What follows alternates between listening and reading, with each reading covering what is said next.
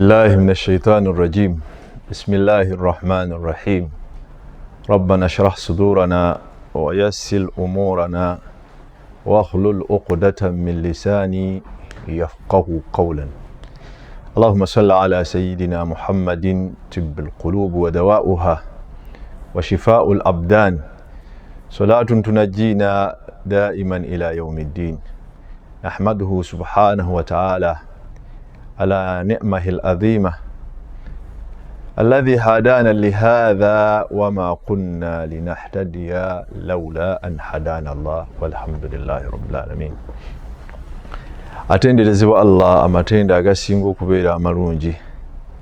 Tumusaba Allah nannyini buyinza okusaasira n'emirembe bigende ku Oweekitiibwa Muhammadin sallallahu alayhi wa sallam. Abatulaba abalungi tusaba Allah nannyini buyinza era buli muntu ayingire mu nsonga ze, atumalire ebyetaago byaffe, eby'omu maka gaffe, eby'oku mirimu gyaffe, egy'obulamu bwaffe, eby'entambula byaffe, eby'ensula zaffe. Tumusaba Allah kubanga ye nannyini busobozi era ye nannyini buyinza ku buli nsonga yonna. Olwaleero tugenda mu maaso n'emisomo gyaffe gye tuzze tusoma egikwatagana n'obulamu bwaffe bwe tutambuliramu, nga waliwo ebintu ebingi bye tubuusa amaaso maadhalika, naye nga Qur'an eno wallahi erimu ebintu bingi. Oweekitiibwa Muhammadin sallallahu alayhi wa sallam bingi byatusomesezza, naddala mu kaseera kano nga tujjukira okubeera nga tuli mu mazaalibwa g'omwezi Nabbi sallallahu alayhi wa sallam gwe yazaalibwamu. Tulina okubeera nataassa bisulukihi, okweyisa enneeyisa gye yeeyisa, biadabihi, empisa ze, ma ashabihi, n'abantu be. Lwaleero omuntu atambula mu nsi nga talina intimaa yonna, talina gy'ayagala kugwa.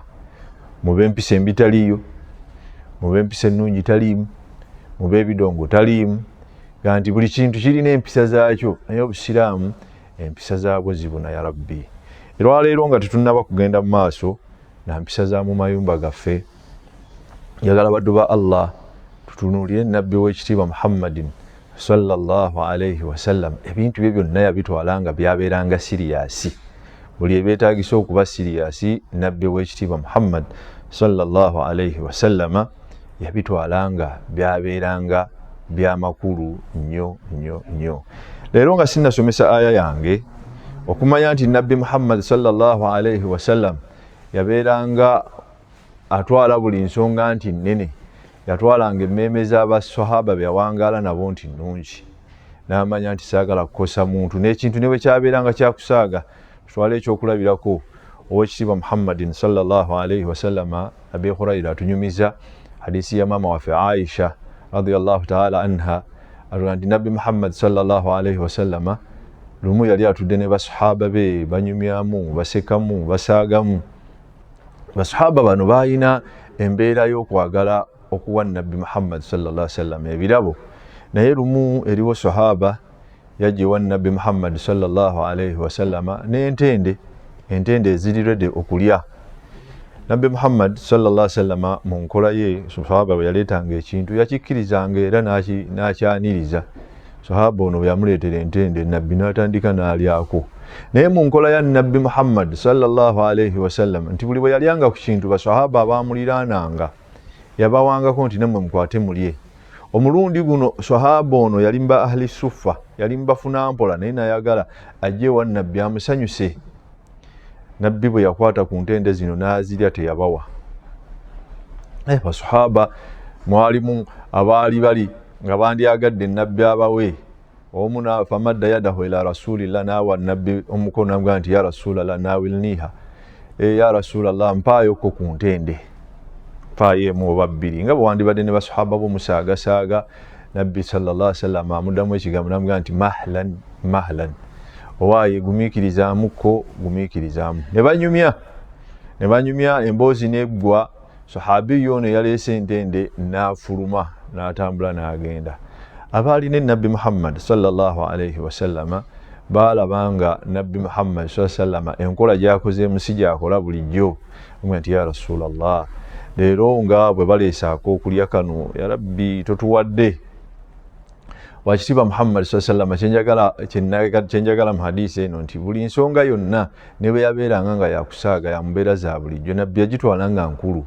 Nabbi kyava addamu sahaba ono gwe yagambye nti mahlan namugamba nti owaayi entende zino omusajja bw'azireese zibaddemu akantu akakaawa badde zikaawa badde nzirya naye nga mulimu akakaawa naye ndowooza nti singa naakwata entende eno n'engikuwa n'ogirya musiraamu oyinza okugamba ono agireese nti ya rabbi oleetedde nabbi ebintu ebikaawa kyenvudde saagala okusa emmeeme y'oli nenga nti gumiikirizaamu kigambo kirabika ng'ekifundafunda naye nabbi nti ye yakitwala nga nsonga nkulu mu bannaffe tuwangaala tutya mu mbeera zaabwe. Era mu hadiisi y'emu endala nabbi Muhammad sallallahu alaihi wasallam Ali gyatunyumiza Ali radiyallahu ta'ala anhu mu Madiina omwo mwalimu omusajja gwe baali bayita Zaid bin Thaina. Omusajja ono yali musajja Muyahudi nga yasoma mu wasafaati za nabbi Muhammad sallallahu alaihi wasallam oba ku bitendo bya nabbi sallallahu alaihi wasallam mu Tawraati n'abisomako ne mu Njiri oba gye twandiise Bayibuli mu lunaku olw'olwaleero n'alaba ebitendo bya nabbi sallallahu alaihi wasallam ebyamwogerwako mu kitabo kiri nga byonna biwulira mu basahaba nga babyogera nti kwebiri naye yalina ekitendo kimu kyeyagala okubeera nga yeekennenya mu nabbi Muhammad sallallahu alaihi wasallam atunyumiza sahina oba thaina oyo yali azze owa nabbi n'atugamba nti nayagala nnyo okwetegereza Muhammad kabla an uslim mbeere nga sinnasiramuka nkakasi nti yono nabbi ennyini yayogerwako mu kitabo kyaffe. Naye lumu omusajja ono yeetegeka agenda asinkane nabbi Muhammad sallallahu alaihi wasallam. Nabbi yali mu kkubo ng'atambula ne Ali ibn Abi Talib batambula bagenda banyumyamu fa'ataradahum jamaa ne wabeerawo eggurupu y'abasiraamu abajja owa nabbi Muhammad sallallahu alaihi wasallam ne bamugamba nti ya rasulallah nti amanna bika twakukkiriza nti gwe Muhammad sallallahu alaihi wasallam ma'a jamaan ala dhuhurina n'abantu abasigadde mabega ku migongo gyaffe naye gye tuvudde Muhammad sallallahu alaihi wasallam abantu abo enjala ebatta tebalina kakulya naye bagamba nti owaayi Muhammad sallallahu alaihi wasallam gw'olina okubeera nga obataasa. Owekitiibwa Muhammad sallallahu alaihi wasallam yabuuza Ali radiyallahu ta'ala anhu n'amugamba nti owaayi Ali eri gy'osigadde oba gy'ovudde eri akantu konna mu mawanika g'obusiraamu? Ali radiyallahu ta'ala anhu n'agamba nti ya rasulallah tewali yadde akaliyo tekalina kyekayinza kukola. Wano omusajja ono Thaina we yafunira chance n'agamba nti otyo kye nabadde nabaze Allah akindeetedde kyennyini. N'agamba nti najjayo eriziki gye yayina batugamba nti 85 awqiyatun zahabun. N'agamba nti nze rasulallah nina ssente zino eza zaabu oba nina ssente zino ezisobola okugula ekintu kino muzikwate nzibawe mujja kunsasula mu mbeera bweti either ng'entende z'ennimiro emu ku nnimiro za fulani nga zibaze nja kujjanga fatafaka ma rasulullahi sallallahu alaihi wasallam sadadi dain okubeera nga bazikkiriziganye n'owekitiibwa Muhammad sallallahu alaihi wasallam nti ebbanja lino lijja kusasulwa nga 3. Sayina kyansi ye ey'okwetegereza nabbi Muhammad sallallahu alaihi wasallam neba ng'etuukiridde. Nabbi kyava agamba Ali nti beera ng'okwata ssente ezo oziwe jamaa eno oba gurupu eno egende esobole okugulira bali abantu be boogeddeko ebyokulya n'ebyokukozesa. Akaseera kaali kabulako ekiseera ekyokusasula tugabe bakkiriziganyiza nga 3. Sayina yajja ng'ennaku z'omwezi 25 asanga nabbi Muhammad sallallahu alaihi wasallam ne gurupu y'abasahaba be batambula fashaddada alayhi namukwata namuteekako obuzito obw'amaanyi amuga nti ya rasulallah mpa riziki yange oba si ekyo butwefuke mu njogera eya ennaku zino tulwanagane. Umaru yagenda okulaba kimuyitirirako olanga nti rasulullah mubaka wa Allah subhanahu wa ta'ala n'abeera ng'ayisibwa mu mbeera etyo kyava asikayo ekiso n'aga nti ya rasulallah adhinli nzikiriza omusajja ono enkola gyakoze si ya mbwesimbu sobole okubeera nga mubonereza. Sallallahu alaihi wasallam kyava agamba Umaru nti nedda muleke.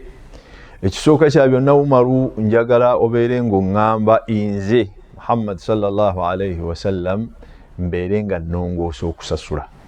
Omusajja ono mutuufu yeetaaga hakki ye newakubadde ekiseera kyali tekinnatuuka naye yeetaaga hakki ye. Ayinza okusanga alina obulumi obumusindiikiriza okusaba hakki ye bifo ng'ekiseera kinnatuuka. Ekyokubiri ye yennyini omusajja ono beera nga omugamba kutereeza ensasula ye oba emmanja ye. Tuli ku kigambo ekigamba nti omuntu nti nabbi talina nsonga yonna gye yaleka ne bwebanga yakwatanga ku bulamu bwe okugitwala ng'eri light bwe beeranga yayagala okwogerwangako. Sallallahu alaihi wasallam kyava agamba Ali nti genda okebere mu mawanika g'Obusiraamu muteekwa okuba mulimu ekyazze ebbanga eryali liiseewo. Omusajja ono bw'onaaba omusasula, riwaaya endala nti yagamba Umaru bw'onaaba omusasula mwongeremu ky'omwongera mu byabanja. Umaru n'agamba nti ate lwaki tumwongera nga yatuwa kintu bwe kiti ne bwe kiti. Sallallahu alaihi wasallam kyava amugamba nti omugiddeyo ekiso, bw'omutaddeko ekiso neyeekanga nnyo n'abeera ng'atidde nnyo. Kaakati enkola eno gy'omukozeeko okumusiimisa tulina okubeera nga tumwongeramu. Naye omusajja ono bw'agenda ne bwe yagenda naye okubeera nga amusasula, Umaru radiyallahu ta'ala anhu bamala okusasula omuntu ono oba okumuwa yagamba nti owaaye Umaru gwe tommanyi? Amugamba nti sikumanyi. Namugamba nti nze Zaidi bun Sa'ina al-Yahudi, nze Zaidi mutabani wa Sa'ina omuyahudi. Umaru n'amugamba nti gwe omugagga wa kuno gwe tumanyi nti ye.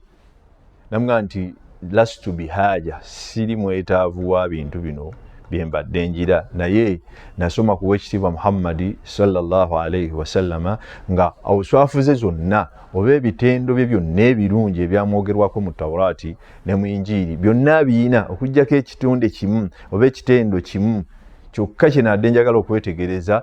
N'amubuuza Umaru nti kitendo ki? N'amugamba nti ekitendo kya Nabbi Muhammad sallallahu alaihi wasallam mu kaseera k'okunyiiga, how does he react, addamu atya mu kunyiiga kwe. Kitegeeza nti mu mbeera ey'okusanyuka Nabbi yabeeranga mulungi, mu mbeera ey'ennaku Nabbi yabeeranga mulungi, mu mbeera ey'okunyiiga Nabbi yabeeranga mulungi. Era embeera ezo zonna yazitwalanga nga teziri light. Olwaleero ensonga gye njagala twogereko okusooka, twasookera waka ne tugamba nti twali ku mbeera y'abaami ababeera abazibu nnyo abakambuwavu eri abakyala baabwe nga babasaba abaana. Eyo ne tugimala ne tudda ku nsonga ey'abaana, engeri gye tuba keepingamu naddala mu holiday. Olwaleero njagala era ensonga eno tugitwale nga tugenda nti tuli mu mwezi ogw'omutanda waffe Muhammad sallallahu alaihi wasallam gwe yazaalibwamu, ensonga y'empisa z'okukyala awaka. Olwaleero tulina obulumi nti emipiira gyatandise. Olwaleero tulina obulumi series z'obuzannyo ku ma TV nnyingi, abakyala olumu bakyala ne basussa. Naye eriyo empisa Qur'an y'ekitiibwa zeetugayidinga okubeera nga tukolamu singa tuba tugenze owa bannaffe okukyala. Empisa ezo zijja kusangibwa mu aya za Qur'an ziringa nnya naye twagalako emu yokka gye tuba tumaliriza nayo olunaku olw'olwaleero. Owekitiibwa Muhammad sallallahu alaihi wasallama, Allah owekitiibwa yamussaako etteeka ng'ayagala aliyigirize abantu be abagoberezi ba umma eno, basahaba naffe ffennyini abajja oluvannyuma.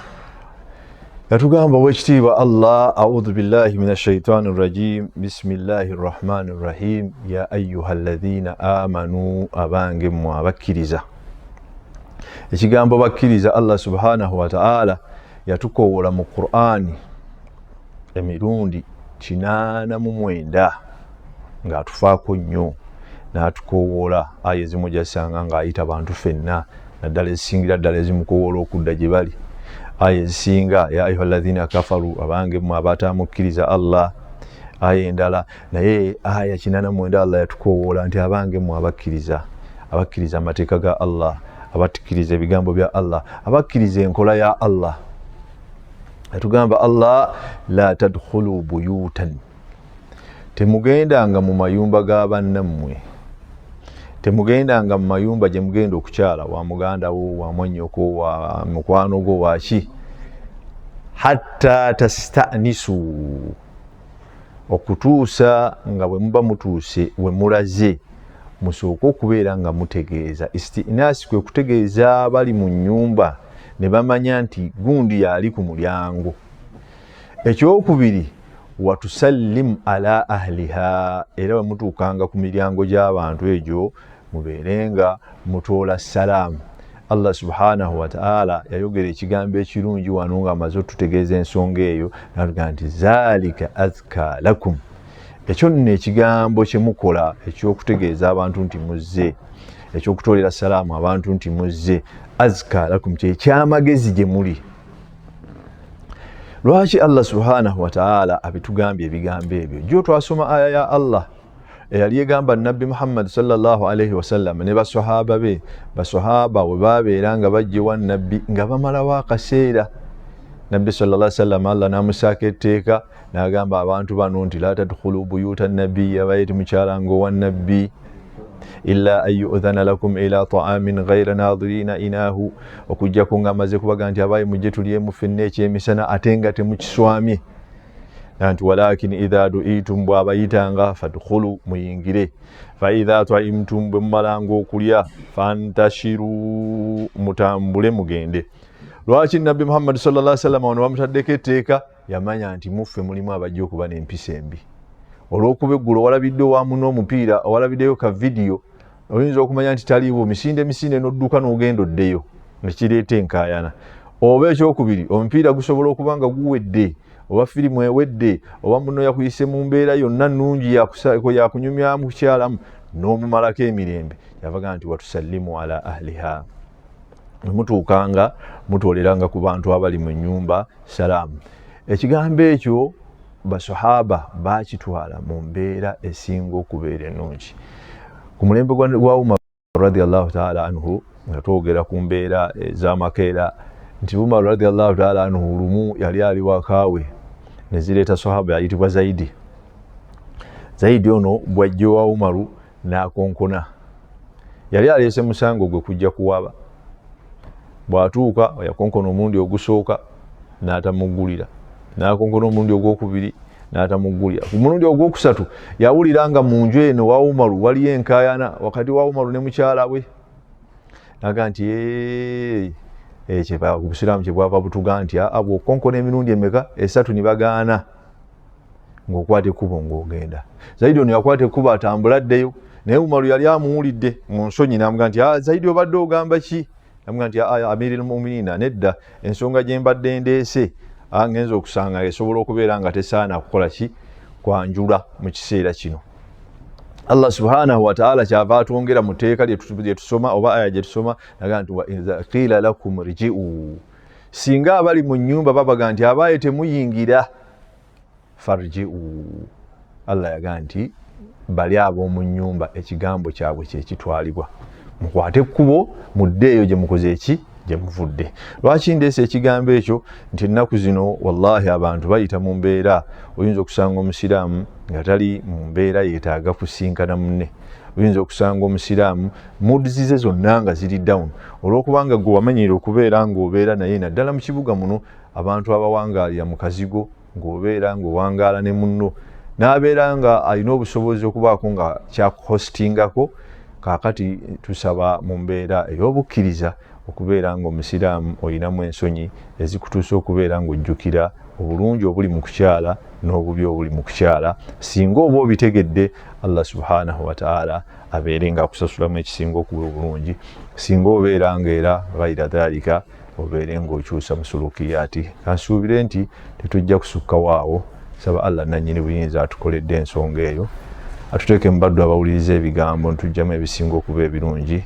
Oba oliawo Allah subhanahu wa ta'ala bw'anaaba atuwadde akaddako mu maaso, tunaayongera ku nsonga oba ku mpisa ez'omuddu alina okubeera ng'akyala. Naye twatandise nga tugamba nti buli nsonga y'ey'obulamu gitwale nga nsonga nkulu nnyo mu Busiraamu. Busiraamu bwagikoonako ne bubaako ekifaananyi mwe gibutuuza. Saba Allah atumalire era tuteeke mu baddu abalungi. Wa sallallahu ala sayyidina Muhammad wa alihi wa sahbihi wa sallim walhamdulillahi rabbil alamin.